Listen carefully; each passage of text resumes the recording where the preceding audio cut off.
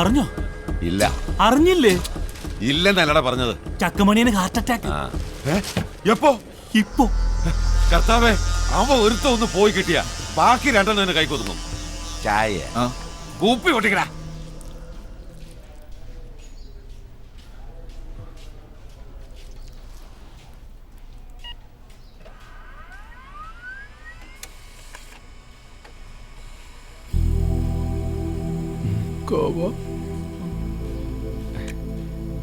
ഒന്നുമില്ല.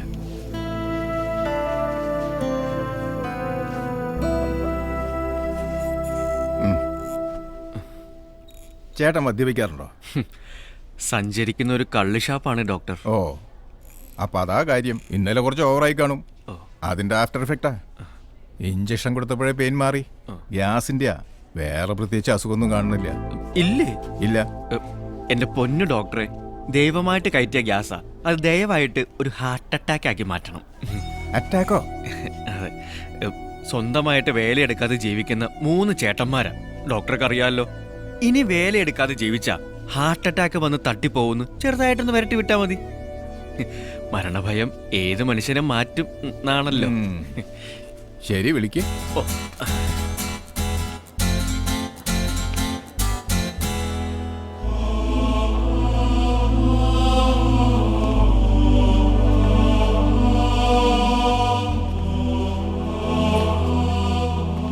സുഖു, വരവ് കണ്ടിട്ട് മണിയും മരിക്കുമെന്നാ തോന്നുന്നേ.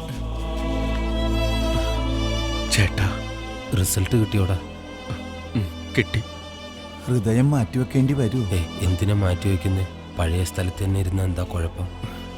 നിങ്ങൾ 3 പേരോടും ഡോക്ടർ അകത്തേക്ക് വരാൻ പറഞ്ഞു. നീ പേടിക്കണ്ട മണിയാ, മരിച്ചാലും ഞങ്ങളൊക്കെ നിന്റെ കൂടെ ഇല്ലേ? ഇത് പകരോ മാമച്ച? സൂക്ഷിച്ച്.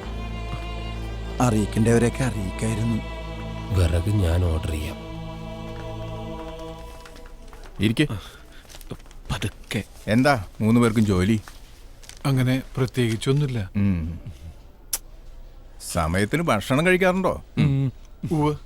അതെങ്ങനെ, മോഷണം പതിവുണ്ടോ? അത് ഇവനാണ് വീട് നോക്കുന്നത്. നാണുണ്ടോ മിസ്റ്റർ? നിങ്ങളുടെ അനിയനായതുകൊണ്ട് അധ്വാനിക്കാതെ ജീവിക്കുന്ന നിങ്ങളുടെ ഇയാൾ ക്ഷമിക്കും. പക്ഷേ അസുഖങ്ങൾ ക്ഷമിക്കില്ല. അധ്വാനിക്കാത്തവരുടെ രക്തക്കുഴലുകളിൽ കൊളസ്ട്രോൾ അടിഞ്ഞുകൂടി ബ്ലോക്കാവും. നിങ്ങൾക്കുണ്ടായത് അതാണ്, മെറ്റബോളിക് സിൻഡ്രം. ഇതൊരു രോഗാവസ്ഥയാണ്. ഒരേ കുടുംബത്തിലുള്ളവരായതുകൊണ്ടും ഒരേ ശരീരപ്രകൃതിയുള്ളവരായതുകൊണ്ടും ഒരേ ജീവിത രീതി ആയതുകൊണ്ടും നിങ്ങൾക്കും എപ്പോൾ വേണമെങ്കിലും ഇത് സംഭവിക്കാം. സംഭവിച്ചാൽ ഒരു വശം തളർന്ന് കിടപ്പിലാവാം, കിഡ്നി ഡാമേജ് ആവാം, അറ്റാക്ക് വന്ന് മരിച്ചു പോവാം. വെള്ളം ഇറക്കാൻ പറ്റാതെ കിടക്കണോ, അത് ആരോഗ്യമുള്ള ശരീരത്തോടു കൂടി ജീവിക്കണോ? ആരോഗ്യമുള്ള ശരീരത്തോടെ ജീവിക്കണം ഡോക്ടർ. എങ്കിൽ ഇന്നു മുതൽ വ്യായാമം ചെയ്യണം. ശരീരം വയർക്കണം, അധ്വാനിക്കണം. ചെയ്യാൻ ഡോക്ടർ. ശരി, അടുത്ത മാസം 10-ാം തീയതി വന്ന് 3 പേരുടെയും ബ്ലഡ് ചെക്ക് ചെയ്യണം. ഓ, എന്നാ ഞങ്ങളങ്ങോട്ട് പതുക്കെ. ഡോക്ടർക്ക് ഫീസ് കൊടുത്തിട്ട് ഇപ്പോൾ വരെ. Thank you doctor. ഇതാണ് മെഡിക്കൽ എത്തിക്സ്. ഒരു കുടുംബം രക്ഷപ്പെട്ടു. Thank you. വാമനെ, മാമച്ചി പതുക്കെ സൂക്ഷിച്ച്.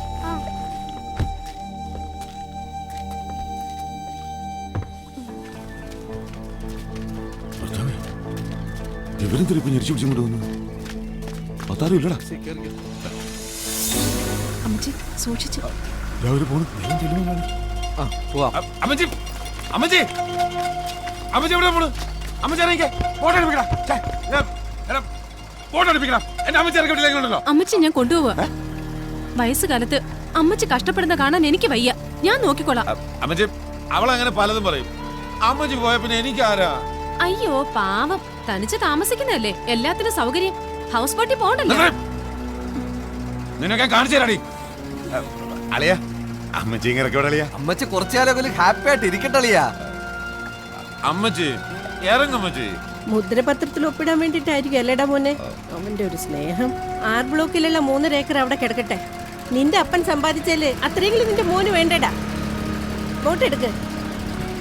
ഇങ്ങനൊരു സന്താനത്തിനാണല്ലോ ദൈവമേ എനിക്ക് നീ തന്നത്. എന്നാ ശരിയളിയാ.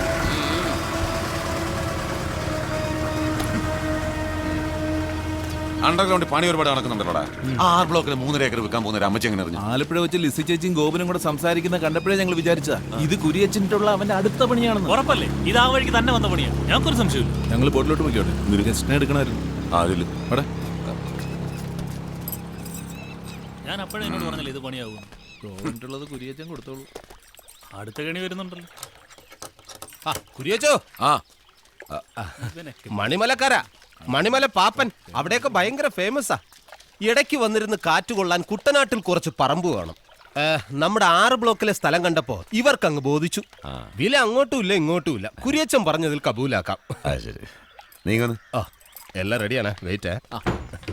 പിന്നെ ഇപ്പൊ പഴയ പോലെ അല്ല, കമ്മീഷൻ കൂട്ടി 3% ആക്കി. അതിൽ കുറയ്ക്കാൻ പറയരുത്. അങ്ങനെയാണെങ്കിൽ നമ്മൾ സംസാരിച്ചിട്ട് കാര്യമില്ല. 2% ആയാലും മതി. ഞാൻ സ്ഥലം വിൽക്കാൻ പോകുന്നതായിരുന്നു ഞാൻ എവിടെയും പറഞ്ഞു. അടിക്കരുത്. ഒരാളോട് പറഞ്ഞു. ആരോട്? ചക്ക ഗോപനോട്. പക്ഷെ അവൻ പറയേണ്ടവരോട് പറഞ്ഞു, ലിസിയോട്. സ്ഥലം വിൽക്കാൻ സമ്മതിച്ച അമ്മച്ചി ഒപ്പിടുന്നതിന് മുമ്പ് അവളങ്ങ് കൊണ്ടുപോയി. ഇപ്പൊ ഞാനും ഇപ്പൊ ഇതേ അവസ്ഥയിലാണ്. എന്റെ മൂന്നും പോയില്ലേ. അവൻ അവന്റെ അവസാനത്തെ കളിയാ കളിക്കുന്നേ.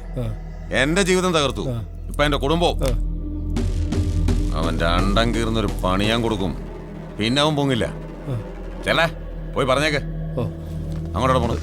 ഇവിടെ വാതിലടച്ചേക്കുന്ന ഒന്ന് തുറന്നു തരൂ. അവരറിയണ്ടേ. നിന്ന് ബോറടിച്ചോ? ആ സ്ഥലം വിറ്റുപോയി കേട്ടോ. കമ്മീഷനും കിട്ടി. എന്നാലും ജലജ ചേച്ചിയെ ഷാപ്പിൽ കൊണ്ട് നിർത്തിയത് കഷ്ടായി. അമ്പലത്തെ കൊണ്ട് നിർത്തിയിട്ട് കാര്യമില്ലല്ലോ. മൂപ്പര ആ ഏരിയയിലേക്ക് പോകാറ് പോലും ഇല്ല. എല്ലാ ദിവസവും വരുന്ന ഒരേ ഒരു സ്ഥലം ഷാപ്പ. ഇവിടെ വെച്ചാകുമ്പോൾ അവർ തമ്മിൽ കാണും. വീണ്ടും വീണ്ടും ജലജ ചേച്ചിയെ കാണുമ്പോൾ അവർ സുന്ദരിയാണെന്ന് മൂപ്പർക്ക് തോന്നും. അതോടെ ഒരാളുടെ കാര്യത്തിൽ തീരുമാനവും. അതുപോരല്ലോ, പിന്നെ നിൽക്കല്ലേ 2 പുലികള്. അവരെയും പൂട്ടാനുള്ള വഴികൾ ഞാൻ ആലോചിച്ച് വെച്ചിട്ടുണ്ട്. അതിന്റെ തുടക്കമായിട്ട് അകത്ത് എന്റെ ചെലവിൽ കള്ളൂടി കണക്കുക. അതെ, ഞാൻ പിന്നെ വിളിക്കാം കേട്ടോ. ശരി.